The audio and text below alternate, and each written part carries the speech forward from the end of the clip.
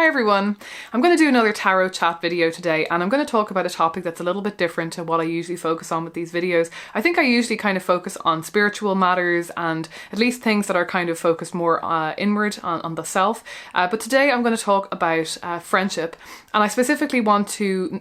consider how we can negotiate our friendships from a place of honesty and integrity, and the struggles that we might face when we are trying to approach various relationships and friendships in our lives in that way.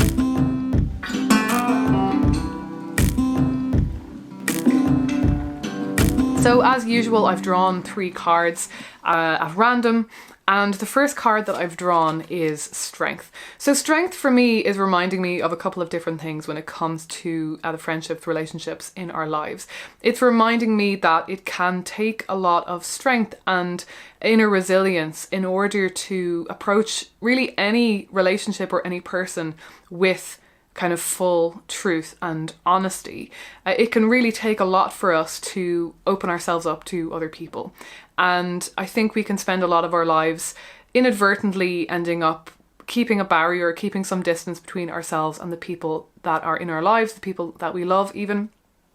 And Strength to me is reminding me of the real value, the true value of being able to be vulnerable. So Strength reminds us that we have to actually harness a lot of inner strength and bravery in order to approach any kind of relationship with truth and honesty, and in order to kind of bring our true selves into play and make ourselves vulnerable. I think also it actually requires a lot of self-knowledge. It requires that we are actually grappling with ourselves on some level, that we are knowing ourselves and facing ourselves, because otherwise how can we possibly know what to show to other people, and how can we manage to create that vulnerability if we don't kind of know ourselves? If we're not comfortable with ourselves, we're not going to be comfortable to share that with other people. It's also reminding me of just the strength that it requires to just navigate friendships in general, and to make sure that when we are facing struggles or facing conflict in our relationships, that, you know, it is really important to keep bringing everything back to self and reminding ourselves who we want to be in that relationship and how it is that we want to be operating. I think a lot of the time when we hit up against struggles, when we hit up against conflict with the people in our lives, with our friendships, it can bring us to a very shadowy place. We can end up reacting out of a place of, past trauma or past pain or hurt, and we can kind of make a lot of assumptions about what the other person is doing and feeling based on, the previous experiences in our lives, and it can all get very fraught and very reactive. And Strength for me is just reminding me that, first of all, like I say, it takes a lot of courage, a lot of bravery to open yourself up to people in the first place, but it also takes a lot of work and a lot of courage and bravery to make sure that you continue to bring your best self to that relationship over time, especially when, like I say, we do hit inevitably against those struggles in our lives. I was saying to a friend recently that I believe that, all intimate relationships have some kind of emotional repercussions. We eventually, if we are friends with somebody long enough, and if we have a deep enough and honest enough friendship, there will be conflict. It's just the nature of relationships between human beings. There will inevitably be a difficulty, something that pains you, something that is hard for you to acknowledge or accept, and I think how we react in those situations is just a huge part of who we are, and it can be a huge part of who we shape ourselves into. And so that's something that I've been trying to think about recently, is when I hit up against a situation that is making me feel pain in some way, that is hurting me in some way, and that I might be tempted to sort of react and kind of react out of my emotions, out of my initial emotions, and react out of that place of pain and hurt. I'm instead kind of trying to look at myself and look at my situation in life and think, what are my values, and how is it that I want to behave towards other people in my life, and what is it that I feel like I need out of this situation, and how can I be the most loving to both myself and this other person in this situation. And yeah, strength for me is really, it's really reminding me of that, and how actually it does take a lot of inner resilience to do this well. And I think to maintain friendships over long periods of time. Not all friendships are going to be present for your whole life, and it's often very, very positive and healthy to let go of them. But at the same time, I'm at a point in my life now where I'm feeling like I want to get better at committing to the people who are in my life. I'm not in a situation yet to be committing to a lifelong romantic partner, but I'm just feeling like I need to get better at getting into that habit in general in my life. And I think all of us at my age, most of my friends are roughly around the same age as me. They're kind of in their, late 20s or early 30s. And we are at that stage in life where we know ourselves well enough, and we've developed enough as humans to be kind of ready to know what we want and don't want in our relationships, in our lives. And so we're kind of ready to make commitments to each other, and to kind of have it in our minds that these people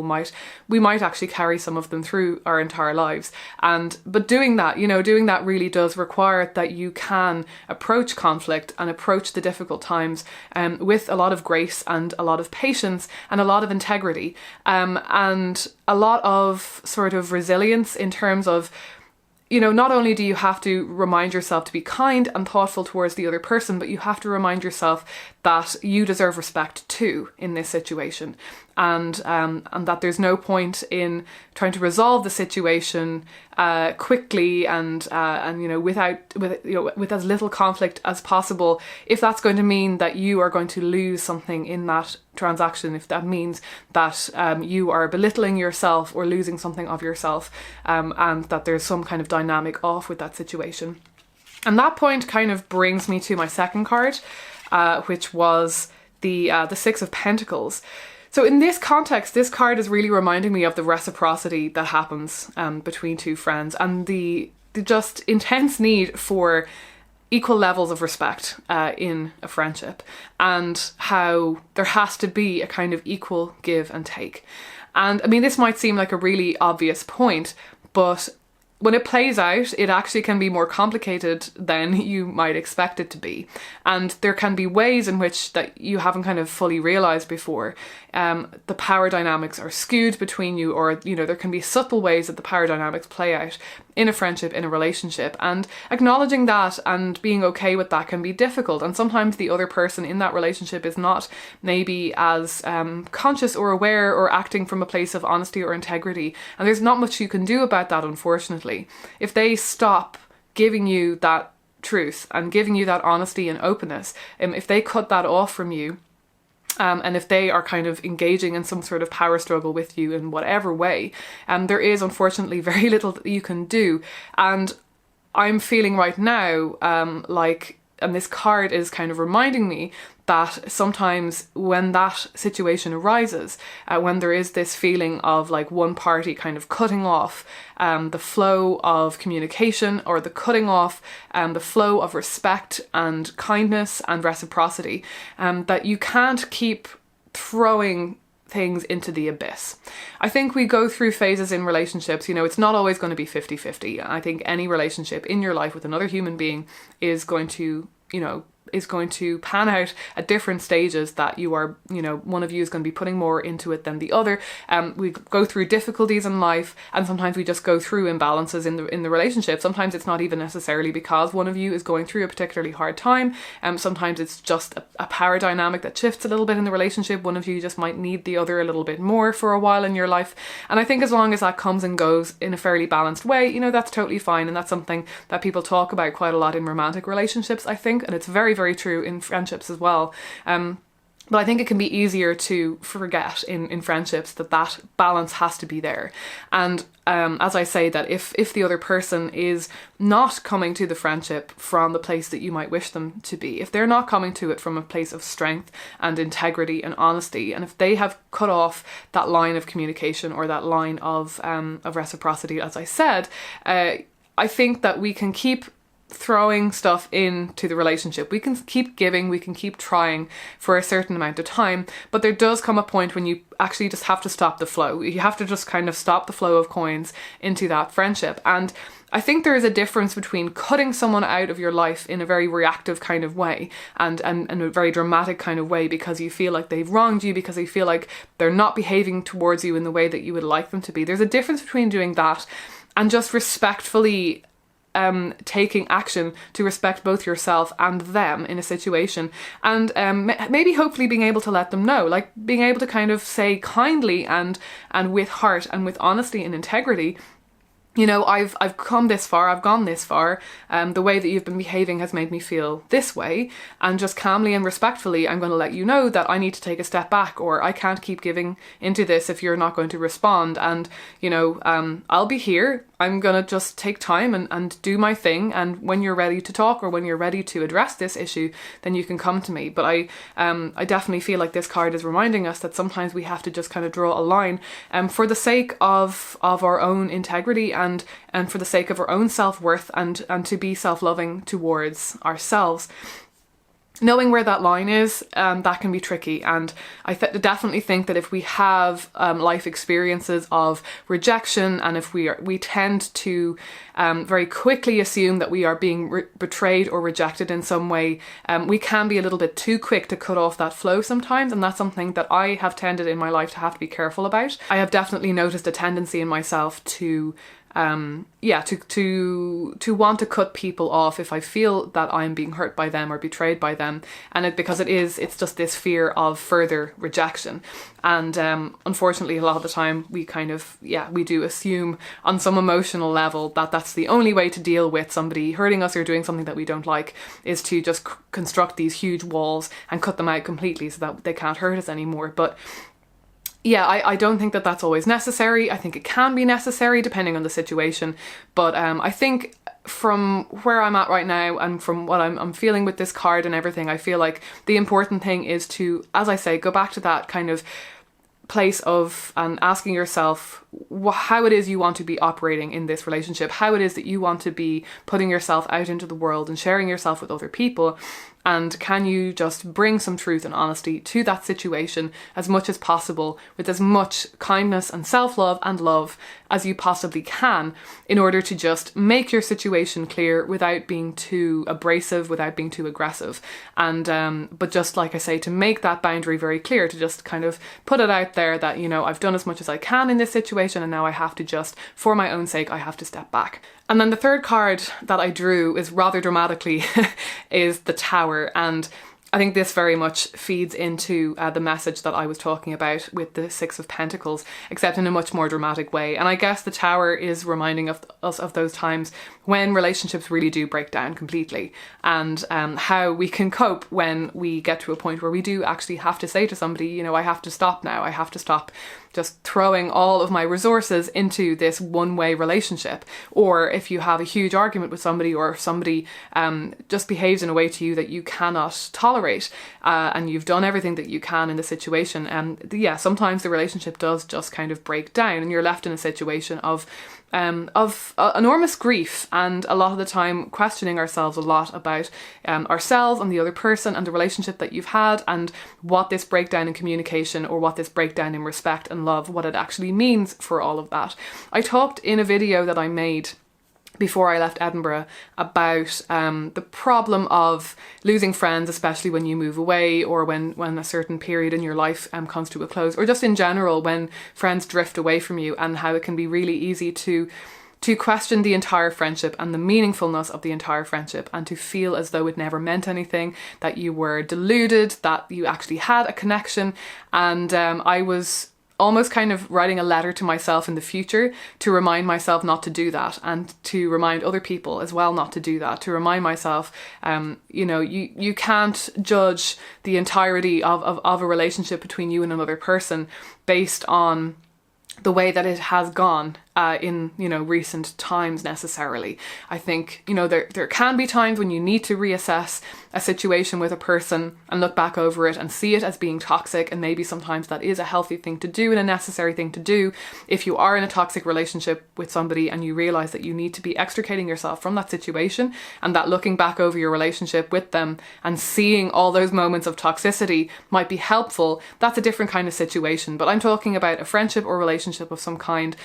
where it has not been a toxic relationship the entire time, or maybe not at all, and it just, for whatever reason, that it has come to some sort of abrupt end, things have changed, something, you know, the rug has been pulled out from under your feet, and you're left kind of floundering and questioning yourself and questioning a lot of things about life and your relationships with others, and it can make you very uncertain about trusting other people again and making new friends and making new connections, because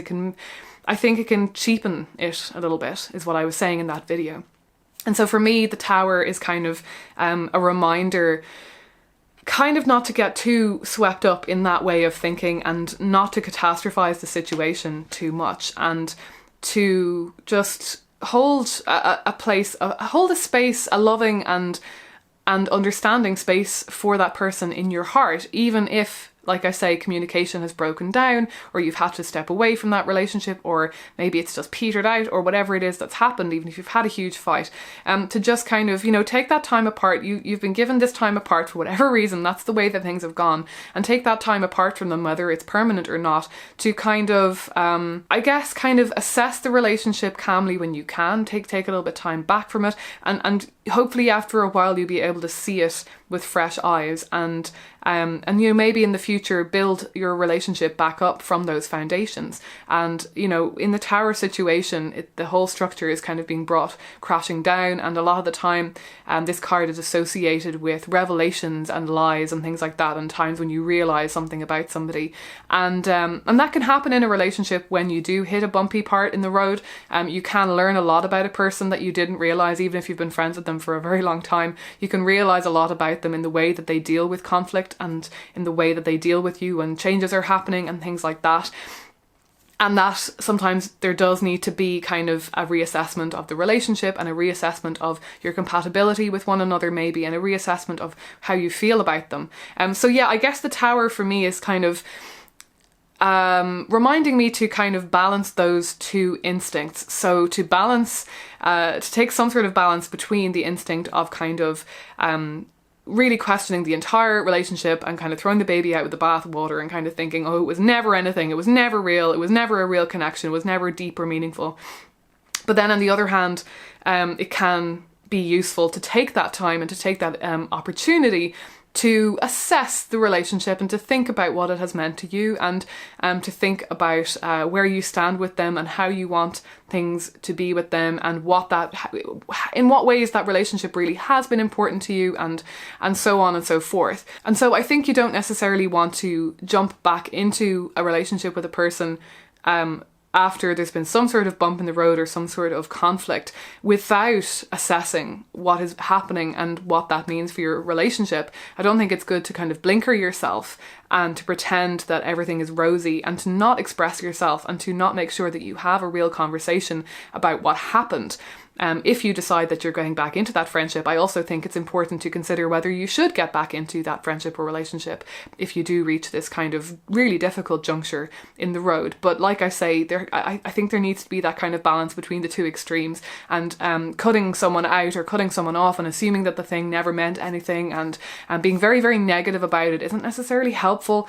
Even if you're not ever going to get back into that relationship with that person again, I still don't think it's helpful. I don't think it's healthy for how you think about yourself and your relationships with other people, and the destruction that can do to the positive memories that you have. But yeah, I mean, sometimes I think when we are going through something difficult with a person in our lives, it is really important to assess and consider. And I know that I'm fairly averse to confrontation. I used to have more of a temper as a teenager and in my early 20s, and that's definitely something that I've managed to work on and I've largely let go of. So I do tend to be a little bit fiery, and I will kind of tend to get worked up about things and have a lot of emotions about things, and sometimes I'll be good at bringing that into play and expressing that to somebody and not just bottling it up. But other times, I mean, largely speaking, I am quite conflict and confrontation averse. And so it can be difficult for me when I do actually go in to have that conversation. It can be difficult for me to go ahead and express all the things that I was feeling. It's easy for me to feel like maybe something is none of my business, or maybe I didn't, that it wasn't really my place to have that feeling about that interaction or whatever it was that they did. And I kind of start to question and doubt whether I have the right to tell that friend how it is that I felt in that moment, or how it is that I reacted to whatever it was that they did or said. And I think this is natural in a way. Like, I think sometimes we do need to temper our immediate reactions to situations, and sometimes we don't need to bring all of that reaction to the other person. Like, sometimes it's sometimes it's just not going to serve us or serve them to bring that to them. But other times I think I have definitely found that I have, in hindsight, looked back at the conversation that I had and thought I should have been more open about how it was that made me feel. I should have explained more about why it was I felt that we needed to have this conversation. And that can be really, really difficult to do, because it puts you in a very vulnerable place, and it feels like you're being demanding sometimes, that you're demanding something of the other person, that you're demanding them to acknowledge your feeling and to see it as being fair and right. And I think as long as you're going into it accepting that the other person might not see things the way that you see them, then you can still bring those experiences. As long as you bring it back to self, you can bring that into the conversation and express it without it necessarily causing some big conflict and making them angry or anything. And that's how I generally try to do things. I try to bring things back to self, especially when I'm discussing it with another person. The kind of cliche of using I statements, it really is important, because ultimately that is what you're trying to express to the other person. You're trying to tell them, this is how this made me feel. I felt this way. And if you're going into kind of you statements, like you did this, you acted this way, you betrayed me, you did whatever it is that the you statement is, I think sometimes you're actually just making assumptions about the other person's motivations and where they were at when they were acting in a certain way when you do that, and that's not really helpful. Whereas if you're going in with an I statement, you're more likely to be opening up a space for them to explain to you why they did what they did and where they were coming from. And I think that's much more conducive to conversation. And I think it's definitely operating from a place of greater honesty and integrity, because just because you initially assumed that somebody was doing something out of a certain motivation doesn't mean that really truly deep down you fully believe that that's definitely what is actually happening. And I think the more that you can just operate from a place of, this is how I feel and I want to open up a dialogue about what actually is going on here, I think, that's going to be putting you much more readily on a path towards healing that relationship, healing that friendship, and moving on through a period of difficulty or some sort of conflict or blockage in the road. And finally, I kind of just wanted to mention that I think addressing how our spirituality comes into play with this is important too. I think I tend to separate my mundane life a little bit too much from my spirituality sometimes, and I think it can be really useful to ask yourself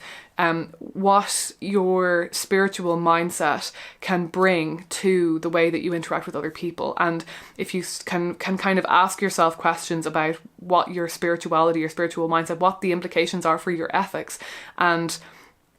by kind of following the logic of your spirituality, of how you see the world, of how you understand cosmos to operate. What does that mean for how you want to present yourself to the world, how you want to interact with other people, how important your connection with other people is, and just, in general, just how you want to be putting yourself out into the world. And that's kind of important to me sometimes, and it has stopped me sometimes from reacting from a place of anger or frustration, and it has helped me to do the more self-loving thing of taking time to process and taking time to kind of run things over in my own mind and just really figure out what my real truth actually is and why it is that I'm reacting to something in the way that I am, because the more self-knowledge you can go into a situation like that with, the more self-knowledge you can go to a relationship with, the better, and the more honesty and integrity you're going to be able to bring to that friendship. It's just inevitably true, right? Because if you don't have that self-knowledge, if you don't know why you're reacting in the way that you are to somebody and to a situation and to something somebody said and so on, then yeah, you're much more likely to be putting a lot of blame on them and making a lot of assumptions about what they're up to. And to me, my relationships with other people are kind of the central spoke of my life. I've increasingly, as I get older, understanding that connecting with other people, connecting with other minds, with other souls, is to me the most important thing in my life, and it's something that I want to get better at. It's something that I want to be able to feel more satisfied about in my life and feel like I am managing to take all of the positive intentions I have for those interactions and actually, put them into action, actually bring them into being, put them into play. So yeah, those are the thoughts that I've had today on that topic. Do let me know if this is interesting to you. I know a lot of you responded very well to my last tarot chat kind of video, and so I am going to keep making these in the future. Let me know if you have any specific topics that you'd like me to address. Actually, if you do have a question or a topic, let me know in the comments down below. I may or may not get a chance to respond to you directly in the comments, but if I like the idea of your topic, or especially if I get more than one person suggesting the same topic, or actually just like somebody's comment, like if you see somebody has commented with a question or topic that you'd like me to cover with tarot cards, just give that comment a like and I'll know that it's a particularly popular one. And yeah, like I say, I'll get back to this again. I'm thinking maybe kind of one a month might be what I'll kind of aim towards. So yeah, thanks very much for watching. As always, I hope you're doing really well, and I will talk to you again soon.